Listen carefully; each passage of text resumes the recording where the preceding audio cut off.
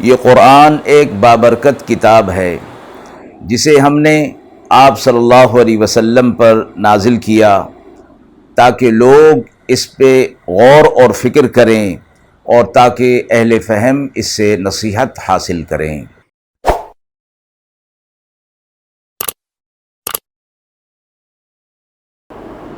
بسم اللہ الرحمن الرحیم۔ السلام علیکم ورحمۃ اللہ وبرکاتہ۔ ناظرین کرام، درس قرآن مجید کے آج کے اس پروگرام میں ہم سورۃ الاعراف کی آیت نمبر 28، 29 اور 30 کا ترجمہ اور تفسیر پیش کر رہے ہیں، اور آخر میں پوچھے گئے سوالات کے جوابات ہوں گے۔ اعوذ باللہ من الشیطان الرجیم، بسم اللہ الرحمن الرحیم۔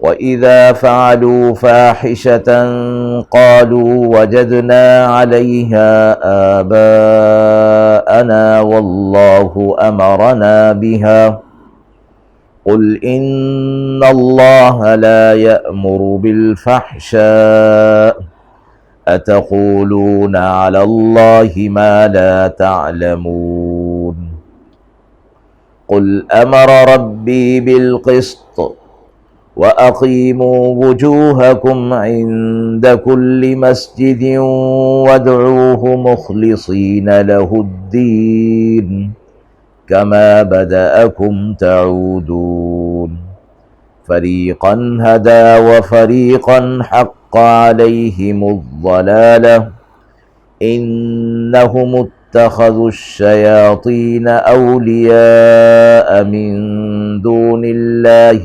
وَيَحْسَبُونَ أَنَّهُم مُهْتَدُونَ۔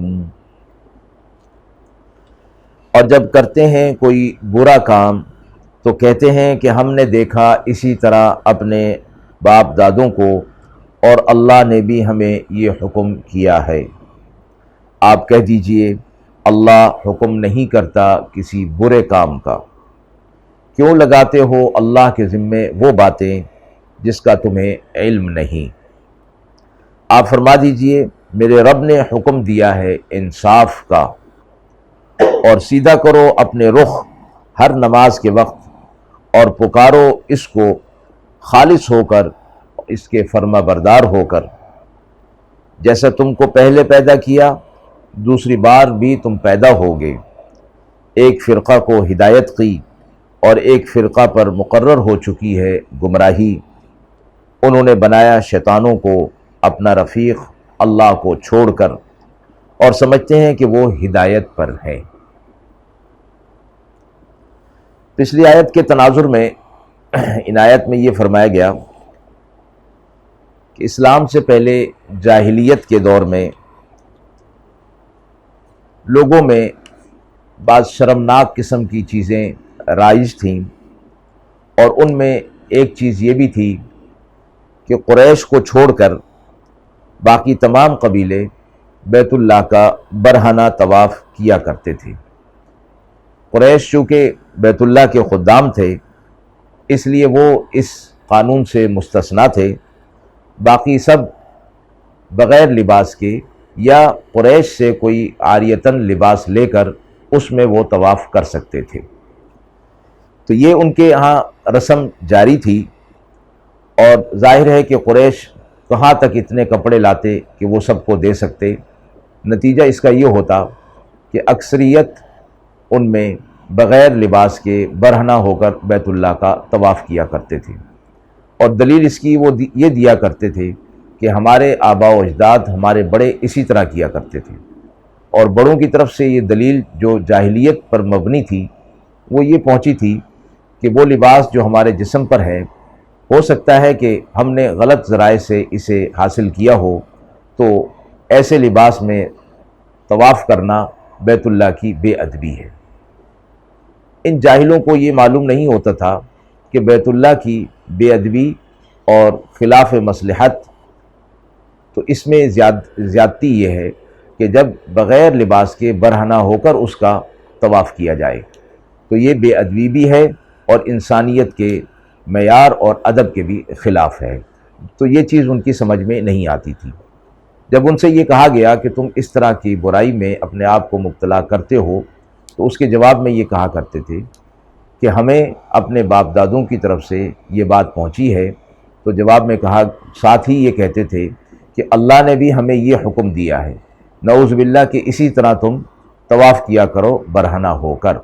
تو آپ صلی اللہ علیہ وسلم سے فرمایا گیا کہ آپ ان سے کہہ دیجئے کہ اللہ تو اس قسم کی یا دیگر قسم کی برائیوں کا حکم ہرگز نہیں دیتا، اور تم اللہ کی طرف ایسی چیز لگا رہے ہو، نسبت کر رہے ہو جس کا تمہیں علم ہی نہیں ہے، یعنی اللہ تو ایسی چیزوں کا حکم دے ہی نہیں سکتا، تو تم یہ اللہ پر بہتان باندھ رہے ہو کہ اللہ نے ہمیں یہ حکم دیا ہے۔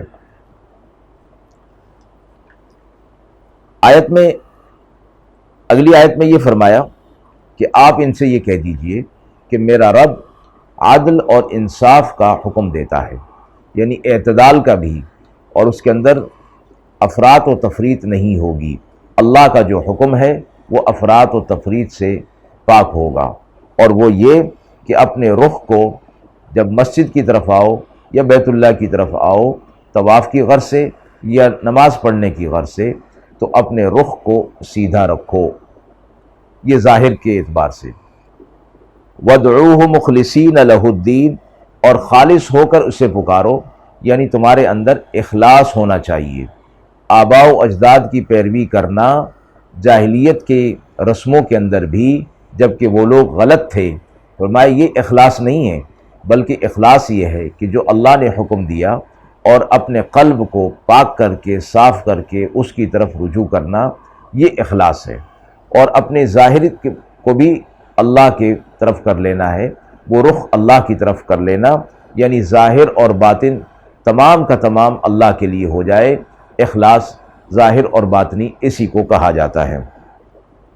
اور فرمایا کہ اللہ نے تمہیں پیدا کیا تو دوبارہ تمہیں پیدا کرے گا، مرنے کے بعد تم نے دوبارہ زندہ ہونا ہے اور اپنے اعمال کی جواب دہی کرنی ہے۔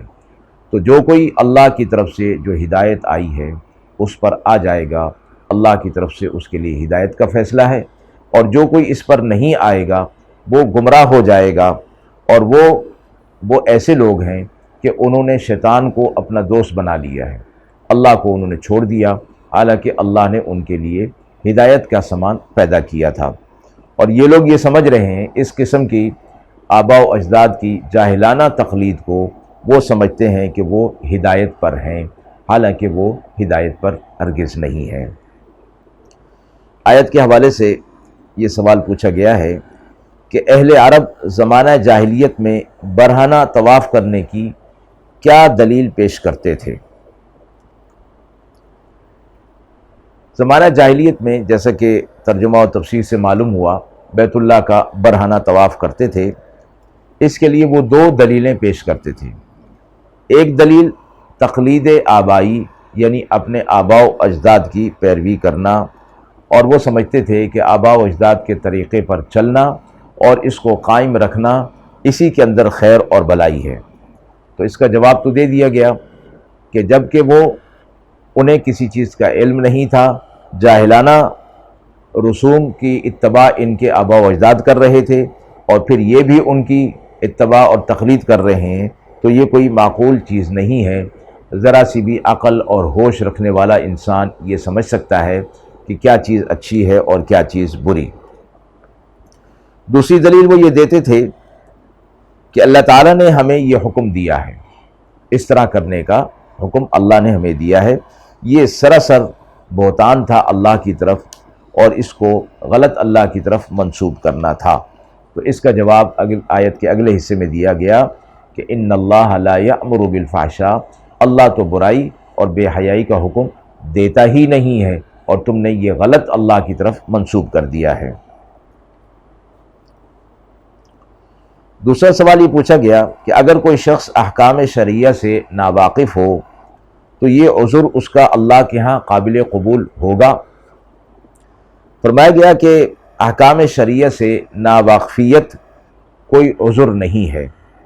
ایک شخص اگر غلط راستے کو صحیح سمجھ کر پورے اخلاص کے ساتھ اسے اختیار بھی کر لے تو وہ اللہ کے نزدیک معذور نہیں ہے، کیونکہ اللہ تعالیٰ نے ہر شخص کو ہوش و حواس اور عقل و دانش اور شعور اسی لیے دیا ہے کہ وہ کھرے اور کھوٹے، صحیح اور غلط، حق اور باطل کو پہچان لے، اور پھر اس کی عقل اور دانش پر نہیں چھوڑا، بلکہ ہر دور کے اندر انبیاء علیہ الصلوۃ والسلام کو بھیج کر اس کی رہنمائی ہر دور کے اندر ہوتی رہی ہے، اور حق ان پر خوب کھول کر واضح کیا جاتا رہا ہے۔ اب اگر اس کے باوجود کوئی شخص اپنے آپ کو غلط راستے پر سمجھتے ہوئے معذور سمجھتا ہے تو وہ غلطی پر ہے۔ اگر کسی شخص کو اس پر شبہ ہو کہ ایک شخص جو واقع میں اپنے کو حق پر سمجھتا ہے وہ غلطی پر ہو، پھر اس پر کیا الزام ہے؟ وہ تو معذور ہونا چاہیے، کیونکہ اس کو اپنی غلطی کی اطلاع ہی نہیں ہے۔ جواب اس کا یہ دیا گیا کہ اللہ تعالیٰ نے ہر انسان کو عقل اور فہم اور شعور عطا فرمایا، انبیاء علیہ الصلوۃ والسلام کی تعلیمات عطا فرمائیں، تو جو اس کے عقل کے اندر شکوک و شبہات ہیں اور تردد کا احتمال ہے وہ تو ضرور دور ہو جانا چاہیے۔ اب اس کا یہ قصور ہے کہ اس نے ان چیزوں کی طرف دھیان نہیں دیا اور جس غلط طریقے کو اختیار کر لیا تھا اسی پر ہی وہ ڈٹا رہا، تو اس کا عذر قابل قبول نہیں ہوگا۔ البتہ فرمایا گیا کہ جو شخص طلب حق میں اپنی پوری کوشش کر چکا ہو اور پھر بھی اس کی نظر صحیح راستے اور حق بات کی طرف نہ پہنچی ہو تو وہ ممکن ہے کہ اللہ تعالیٰ کے ہاں معذور سمجھا جائے، جیسے کہ امام غزالی نے اپنی کتاب میں اس کو ذکر فرمایا ہے۔ وآخر دعوانا ان الحمد للہ رب العالمین۔